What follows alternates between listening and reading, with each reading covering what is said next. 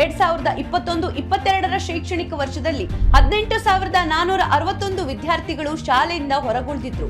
ಅದರಲ್ಲೂ ಶಿಕ್ಷಣದ ಹಕ್ಕು ಕಾಯ್ದೆಗೆ ಒಳಪಡುವ 6ರಿಂದ 14 ವಯೋಮಾನದವರು ಹೆಚ್ಚಿನ ಸಂಖ್ಯೆಯಲ್ಲಿ ಶಿಕ್ಷಣದಿಂದ ದೂರ ಉಳಿದಿರುವುದು ಕಳವಳಕಾರಿ ಸಂಗತಿಯಾಗಿತ್ತು.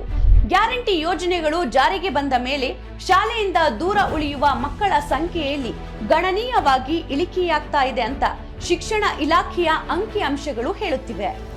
ವಿದ್ಯಾರ್ಥಿನಿಯರು ಶಕ್ತಿ ಯೋಜನೆಯಿಂದಾಗಿ ದೂರದ ಶಾಲಾ ಕಾಲೇಜುಗಳಿಗೆ ಉಚಿತವಾಗಿ ಹೋಗಿ ಬರುವಂತಾಗಿದೆ.